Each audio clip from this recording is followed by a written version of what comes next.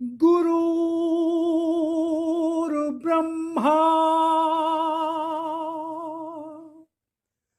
गुरुर्विष्णु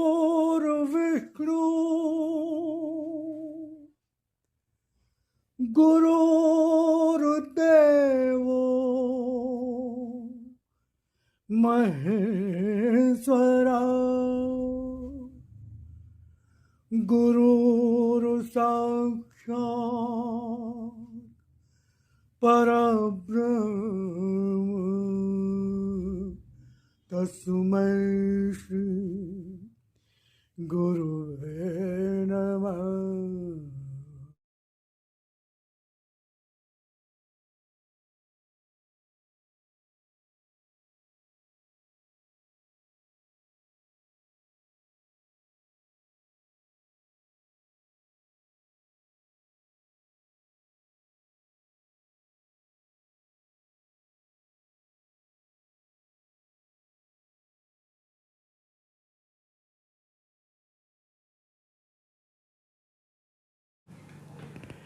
जय राम जी की ओम शिवरी। नमस्कार।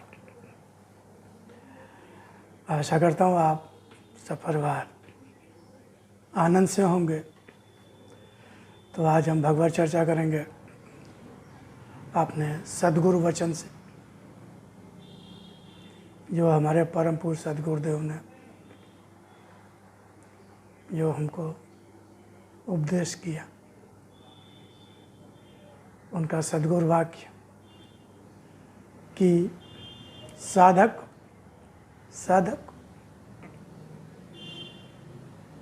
मतवादी ना होकर, मतवादी ना बनकर तत्ववादी बनना चाहिए। मतवादी साधक जो साधना करना चाहिए, जो साधना मतलब साधना का मतलब यह नहीं होता है कि एक पैर पे खड़े हो गए, एक हाथ उठाकर खड़े हो गए। होगा, वो भी होगा, लेकिन उसका बहुत ज़्यादा महत्व नहीं होता। महत्व उतना ही होता है कि वो, क्योंकि ऐसे बहुत से लोग हुए जो इस तरह किया है, उन्होंने वरदान भी पा लिया, सब कुछ पा लिया है। बड़े बड़े आप कंस, हिरण्यकश्यप, रावण, बहुत से इन्होंने इस तरह की साधना की, जाड़ा गर्मी बरसात में। वो भी एक अपना है, मैं उसको डिनाई नहीं करता हूँ, मैं उसको, वो भी साधना है। उससे इच्छा शक्ति दृढ़ होती है, संकल्प शक्ति दृढ़ होती है, और जो चीज़ पाना चाहते हैं उसके लिए उनका संकल्प इतना प्रबल हो जाता है कि शिव को, ब्रह्मा जी को वरदान देना पड़ा। लेकिन उसमें उनका कल्याण कहाँ हुआ? कल्याण हुआ क्या? कल्याण हुआ क्या? आज कौन रावण को अपना आदर्श बनाना चाहता है? कौन कंस को, हिरण्यकश्यप को अपना आदर्श बनाना चाहता है? कोई बनाना चाहता है क्या? बनाना चाहता है क्या? उसमें समाज का कल्याण है क्या? उसमें समाज का भला है क्या?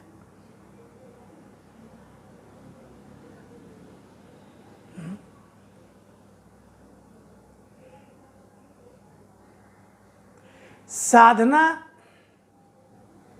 जो भगवान को पाने के लिए, ईश्वर को पाने के लिए, परमात्मा को पाने के लिए, जो परम लक्ष्य है, जो परम उद्देश्य है जीवन का, जिसके लिए हमें शरीर मिला। शरीर हमें संसार में राज करने के लिए नहीं मिला है। खरबपति खूब ढेर सारा रुपया पैसा, धन दौलत, मकान और बंगले और ये वो कार और ये सब चीज़ें इसके लिए नहीं मिला है।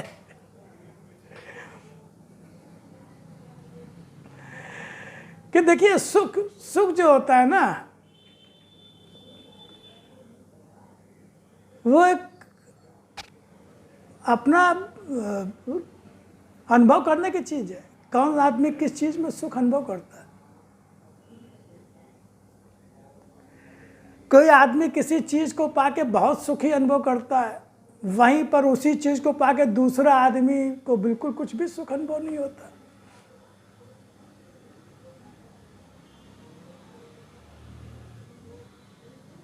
होता कि नहीं होता?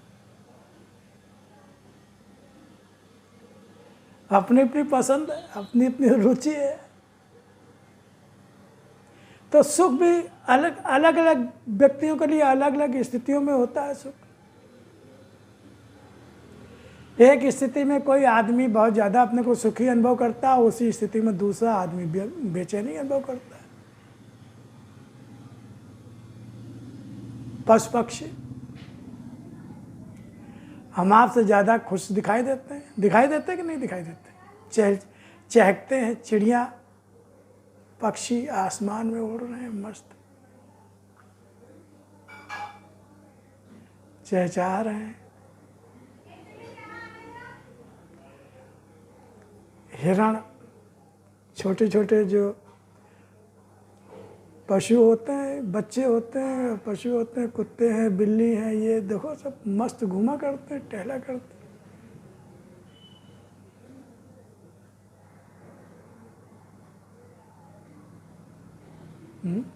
वो अपने अपने बिलों में जो भी उन्होंने अपने घोंसले बना रखे हो उसमें मस्त रहते हैं।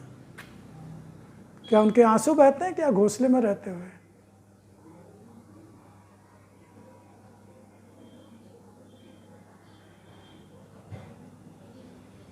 और यहाँ तो करोड़ों अरबों का बंगला बनाते हैं, जाने क्या क्या करके, उल्टे सीधे कर्म करके, जाने कितनों की हत्याएं भी कर देते हैं लोग।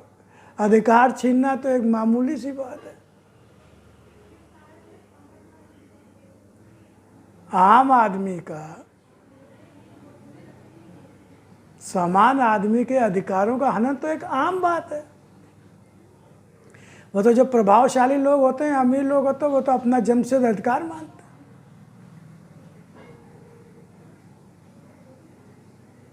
प्रताड़ित करना, दुखी करना, शोषण करना, और फिर उससे खूब पैसा पैदा करते हैं। क्या क्या नहीं करते हैं, कोई बताने की जरूरत है क्या? कोई बताने की, यानी कितने घपले घोटाले जो जहां है, जिस क्षेत्र में है, वो अपने अधिकारों का, अपने प्रभाव का, अपनी स्थिति का नाजायज अधिकांश इस्तेमाल कर रहे हैं। अपने प्रभाव के माध्यम से प्रभाव को बढ़ाने का, धन संपत्ति को बढ़ाने का,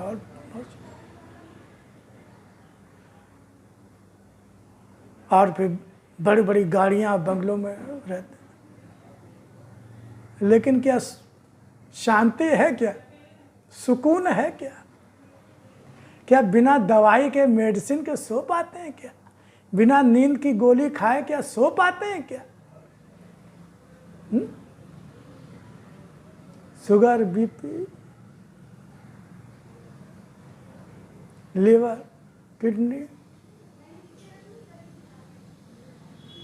हार्ट अटैक का खतरा हर समय रहता है। 1-2 पड़ चुके होते हैं, किसी को 1, किसी को 2, तीसरे में। क्यों भाई? जब इतना रुपया पैसा पैदा कर लिया, सब कुछ पैदा कर लिया, तो एक चिड़िया, जो एक चिड़िया है,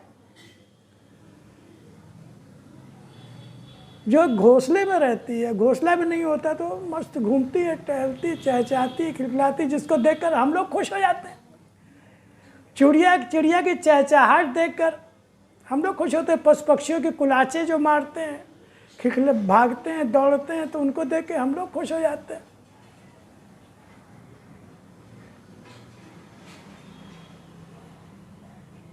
तो मैं कहना ये चाह रहा हूं कि ये जीवन बहुत बड़े बड़े बंगले, गाड़ियां और रुपया पैसा पैदा करने के लिए नहीं मिला है। करिए, मना कोई नहीं करता, करो भाई। किसने मना किया? आप करो, किसी ने नहीं मना किया, मना नहीं किया। लेकिन मेन उद्देश्य ये नहीं है। हम लोग तो इसके लिए सब कुछ छोड़ देते। जो मुख्य उद्देश्य है, जो मेन उद्देश्य है, जो मूल उद्देश्य है शरीर जन्म का, जन्म मरण के बंधन से मुक्ति, क्योंकि कर्म स्वतंत्र मिला, इसी योनि में कर्म स्वतंत्र मिला है, और किसी योनि में कर्म स्वतंत्र है ही नहीं।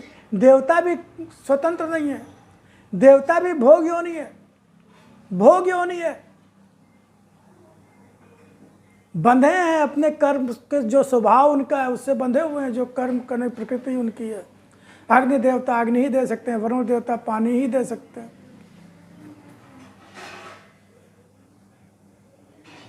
है ना। एक मनुष्य योनि ही ऐसी योनि है जो कुछ भी करने के लिए स्वतंत्र, वरना शेर, बिल्ली, कुत्ता, गधा, हाथी, ये सब अपने हिसाब से जो उनका नियत कर्म है वही कर सकते, वो भक्ति नहीं कर सकते, वो भगवान की प्राप्ति नहीं कर सकते।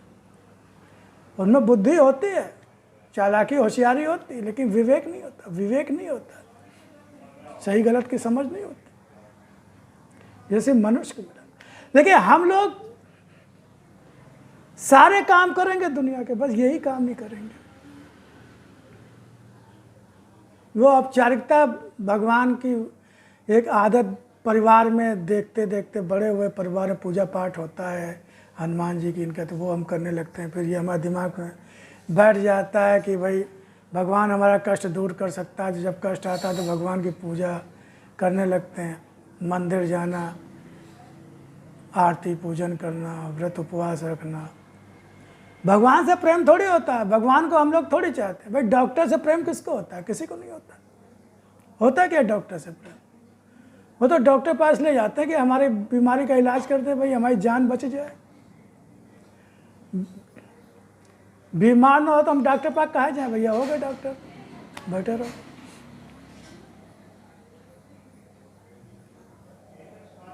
जब बीमार होते हैं तो बड़े झुक के प्रणाम करते हैं, डॉक्टर साहब प्रणाम, बचा लीजिए, कुछ भी कर लीजिए, जो सेवा कहिए हम करेंगे। बच जाता है तो ठीक, फिर मस्त हो गए। नहीं बचा तो 50 बातें सुनाते हैं उसको। कैसे डॉक्टर, किस बात के डॉक्टर? ऐसे ही भगवान को होता है। भगवान को हम लोग कामना लेके भगवान की पूजा आराधना करते हैं, अपने अपने हिसाब से करते हैं। जब कामना पूरी हो जाती है, 5 किलो लड्डू चढ़ाने के हो तो 5 किलो लड्डू चढ़ा दिए, ये कर दिया वो कर दिया। और नहीं हुआ, काहे बात के भगवान, किस बात के भगवान? क्या इसीलिए पूजा करते थे? क्या इसीलिए रोज सुबह शाम आरती भजन कीर्तन करते थे? क्या इसीलिए मंदिर बनवाया? क्या इसीलिए? कोई पूजा पाठ नहीं होता है, ये सब चलता है। इच्छा कामना पूरी नहीं होती, कोई अहित हो गया, पुत्र को कुछ हो गया, किसी को हो गया, तो आरती पूजन सब बंद। आज के बाद कोई पूजा पाठ नहीं होगा, कोई आरती नहीं, कोई कीर्तन। या भगवान राम की पूजा से नहीं मिला, किसी ने कहा हनुमान जी करो, तो हनुमान जी के मंदिर में दौड़ने लगे।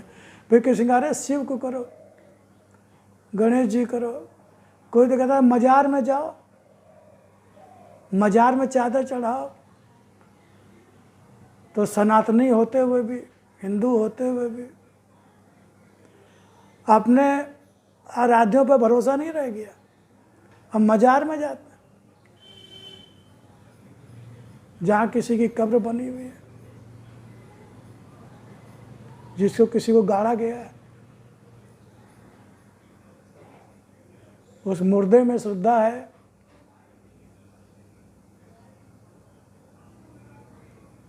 लेकिन अपने आराध्य में श्रद्धा नहीं है। इतने स्वार्थी हो गए हम, इतने गिर गए हम। हमें ना अपनी संस्कृति का पे गर्व है, ना अपने पूर्वजों पे गर्व है, ना हमें अपने आराध्यों पे गर्व है। स्वार्थ में अंधे हो गए। चलो मजार तो मजार, अरे यहाँ तो ये होता है कि घोर कुकर्मी दुष्कर्मी उसके चरणों में भी गिर जाते हैं।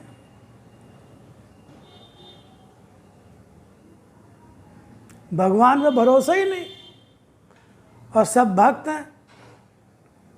कोई तिलक लगाएगा, कोई मालाएं पहनेगा, कोई जाप का ढोंग करेगा,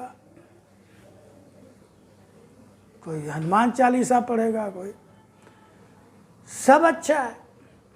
हनुमान चालीसा पढ़ना बिल्कुल गलत नहीं है, जरूरी है। पढ़ते हो तो पढ़ो, जरूर पढ़ो। तिलक लगाते हो लगाओ, मंदिर जाते हो तो जरूर जाओ, उसको मना नहीं करते। उनकी सबकी उपयोगिता है, महत्व है, लेकिन उसको समझना पड़ेगा कैसे वो महत्वपूर्ण होगा, कैसे उसकी महत्ता सिद्ध होगी, कैसे हमारे लिए फायदेमंद होगा, लाभ। खाली देखने सुनने से, परंपरा निभाने से और लकीर के फकीर होने से और मशीन की तरह उससे कुछ नहीं मिलता है। जब तक आप समझ के उस काम को नहीं करेंगे, सही भावना के साथ काम नहीं करेंगे, जब तक आपकी श्रद्धा आस्था मजबूत नहीं होगी, यही तो साधना है। इसी की तो साधना करनी है। हमारे गुरुदेव इसी को तो साधक, साधना मतलब अपने मन को साधना, मन में कुविचार ना आए, राग द्वेष से मुक्त होना है। राग द्वेष, काम क्रोध लोभ मोह अभ्यास करें, अध्ययन करें, यही तो साधना करनी है। अपने को देखना है, अनर्गल बातें ना बोलें, निरर्थक शब्द ना बोलें, बुराई से बचें, बुराई करने से बचें, मिथ्या प्रशंसा करने से बचें, मिथ्या प्रशंसा करने से बचें। यही तो साधना है। अपने कर्मों को, अपने मन को, अपने इंद्रियों को कंट्रोल में रखने का, नियंत्रण में रखने का, संयम में रखने का अभ्यास ही साधना है। जीवा चटपटी चीज़ें, खूब मिर्च मसाला नमक मिठाई, अब तो भैया मांसाहार।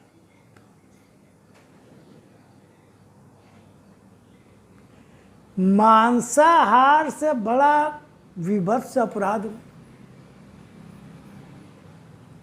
जो मांसाहार करते हैं। अपने कर्म स्वातंत्र का दुरुपयोग जो ईश्वर ने दिया, उसका दुरुपयोग करते हैं। मासूम निरीह पशु पक्षियों को मारना, जो अपने को बचाना नहीं जानते, जो अपनी पीड़ा अपना दर्द कह नहीं सकते, उनको पकड़कर मार कर काट डालते हैं अपने स्वाद के लिए, अपना पेट भरने के लिए। शमशान बना दिया अपने पेट को।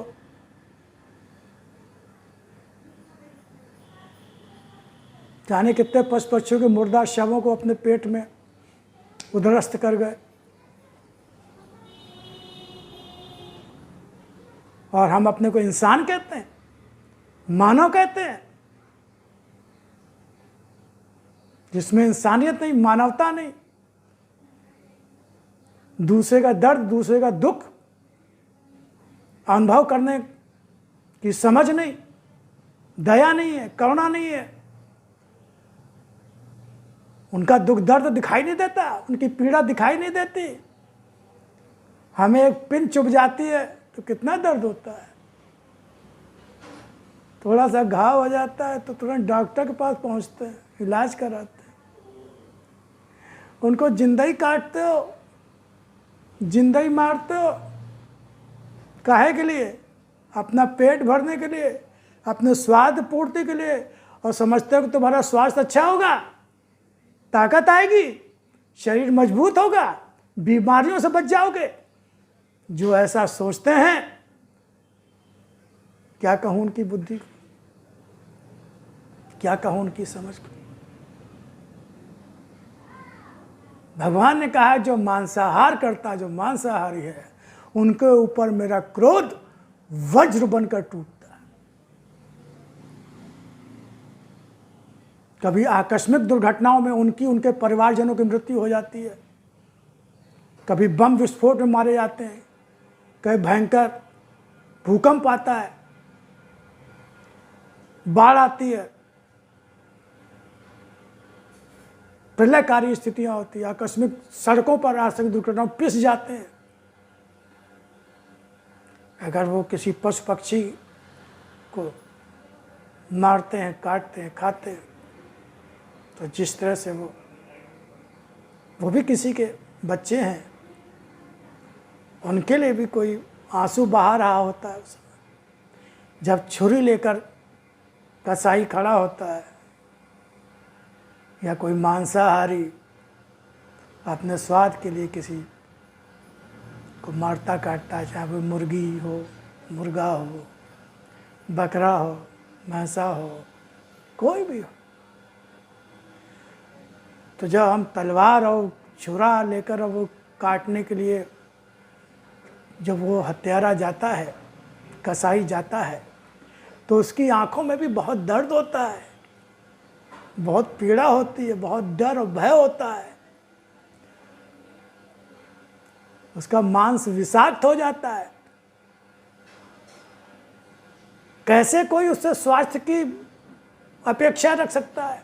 आजकल के समय में जो इतने सारे बीमारियां हो रही हैं, इतनी सारी जो अभी कोरोना जैसा गंभीर संकट आया और है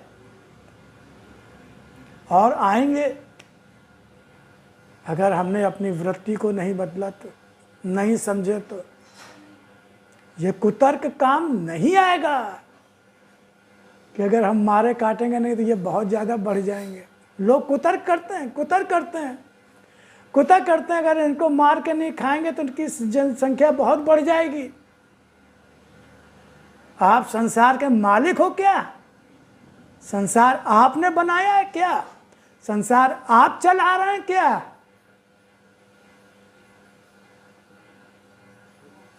संसार का मालिक तो परमात्मा है, उसके नियंत्रण में है संसार। आप इस भ्रम मत पालिए कि आप संसार को कंट्रोल कर रहे हैं। हाँ, आप अपना कर्तव्य करिए, जनसंख्या नियंत्रण और सब जो हम लोग जो बढ़ते जा रहे हैं।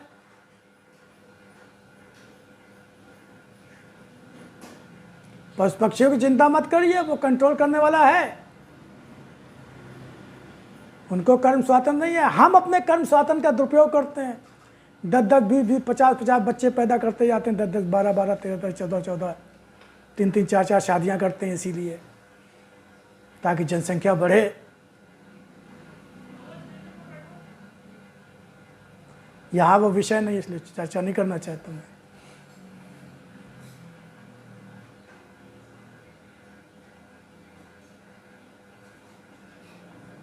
हम भगवान बनना चाहते हैं, हम जनसंख्या नियंत्रण पशु पक्षियों की करेंगे क्या?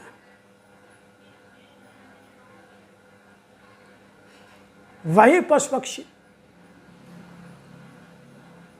हमारे लिए काल बनेंगे, किसी भी रूप, जिनको हम मारते काटते खाते। समुद्र की मछलियां जिंदा ही खाएंगी, हमारे मांस को नोच नोच कर खाएंगे। मांसाहारियों का मांस अग्नि में पकेगा, भीषण बम विस्फोटों में चीथड़ों के रूप में बिखर जाएगा, पहचान में नहीं आएगा। जिस तरह से हम पशु पक्षियों को उनकी माओं को कष्ट देते हैं, दुख देते हैं, उनके बच्चों को मारते खाते हैं, हमारे बच्चे भी इसी तरह से मारे जाएंगे किसी न किसी रूप में। चिल्लाते रहिए आप, प्रकृति बहुत अन्याय कर रही है, भगवान बहुत अन्याय कर रहा है, ये सब क्या हो रहा है, कोई फर्क नहीं पड़ेगा। तो खैर, साधना जीवा के दुरुपयोग की बात। तो साधना, गुरुदेव ने कहा साधक को मतवादी ना होकर, मतवादी मतलब कोई द्वैत को मानता है, कोई अद्वैत को मानता है, कोई झगड़ा करता है, कोई विष्णु को मानते हैं, कोई शिव को मानते हैं, इनमें भी झगड़ा होता है।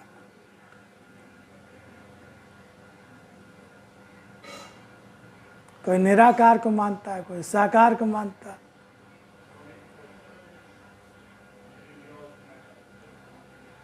ये सब इनसिक्योर वो पढ़ने की जरूरत नहीं है। गुरुदेव ने कहा मतवादी न बनकर तत्ववादी बन। तत्व, साकार में भी वही तत्व है जो निराकार है, निराकार ही साकार है, साकार ही निराकार है। वही तत्व विष्णु रूप में है, वही तत्व शिव रूप में है, वही तत्व ब्रह्मा जी के रूप में है। एकेश्वरवाद, अनीश्वरवाद, वही एक अनेक है और अनेक एक है।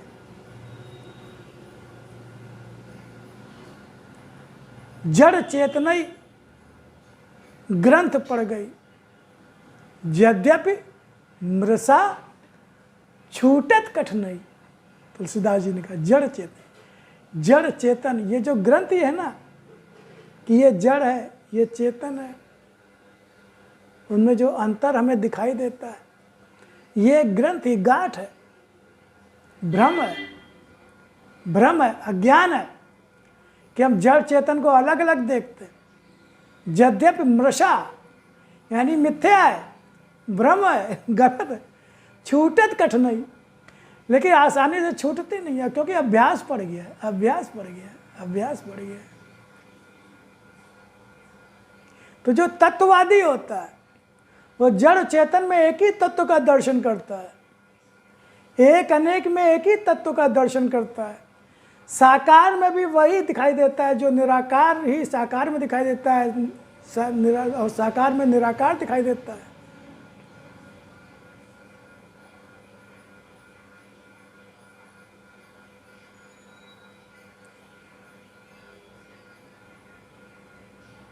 निर्गुण सरगुण से परे तहाँ हमारो ध्यान। कबीरदास जी ने कहा ना कि सगुण निर्गुण से परे तहाँ हमारो ध्यान। राम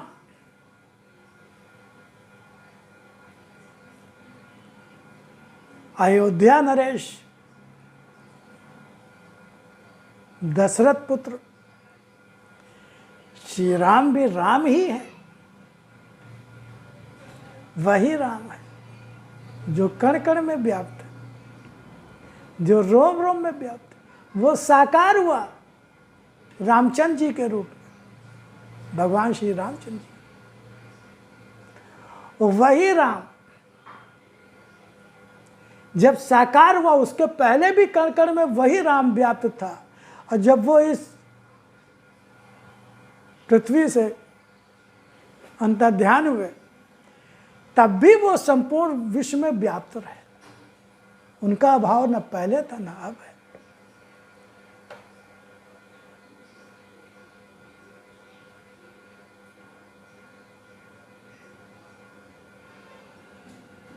तो हमें तत्ववादी बनना है, तत्ववादी बनना, क्योंकि बाहरी रूप आकार ये तो बनते बिगड़ते रहते हैं, नष्ट होते रहते हैं, इनकी प्रकृति है। जो साकार है वो असत्य है,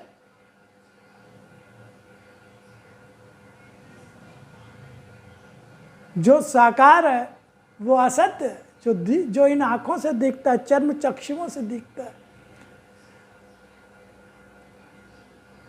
और जो आत्मा से जिसके दर्शन होते हैं, आत्मदृष्टि, भगवत दृष्टि से, वो सत्य।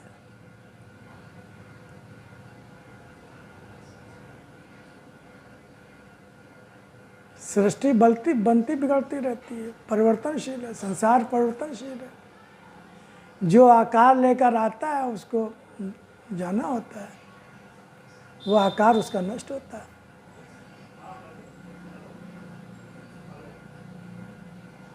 लेकिन जो तत्ववादी होते हैं, तत्ववेत्ता होते हैं, वो उस आकार में उस तत्व को दर्शन करते हैं, और आकार के न रहने पर भी वो तत्व रहता है। उस तत्व का दर्शन आकार के न रहने पर भी होता रहता है, होता है।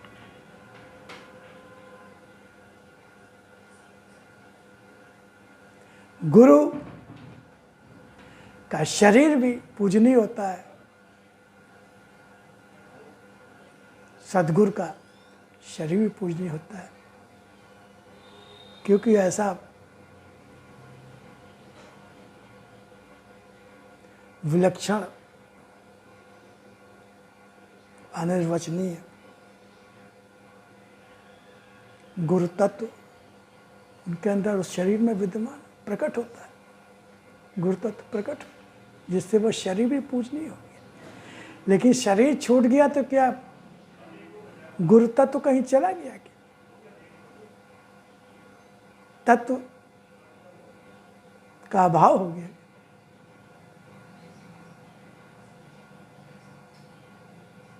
और जो भी सद्गुरु हैं,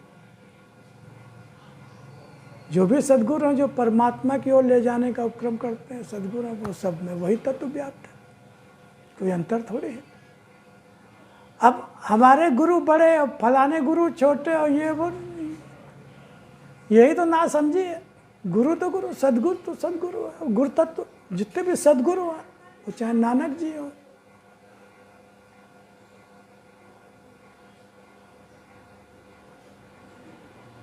कोई भी सद्गुरु, चाहे हमारे सद्गुरुदेव हो, चाहे पथिक जी महाराज हो, चाहे श्री राम शर्मा आचार्य जी हो, जितने भी महान सिद्ध संत हैं, सभी पूजनीय है, सभी आदरणीय है।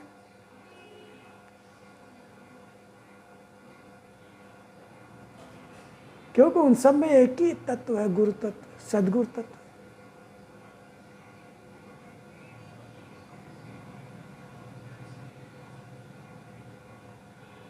तो हमें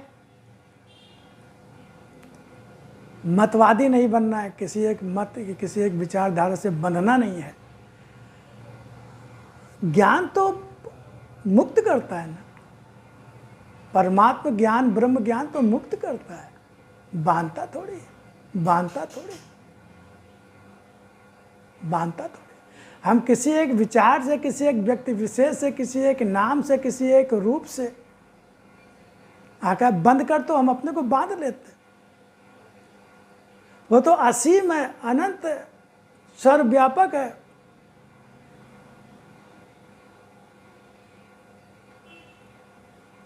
तो एक सच्चे भक्त की, जो साधक की दृष्टि भी जो है विस्तार, असीम, असीमता को प्राप्त करना चाहिए। असीम से जुड़कर वो असीम हो जाए दृष्टि, ससीम नहीं, ससीम। हमें ससीम से असीम की यात्रा करनी है, ससीम से असीम तक पहुंचना है, अपना विस्तार। तो इसका चिंतन मनन करेंगे, ध्यान करेंगे, और फिर किसी गुरुदेव के, सदगुरुदेव के किसी सद्वाक्य को लेकर आएंगे और आपसे चर्चा करेंगे।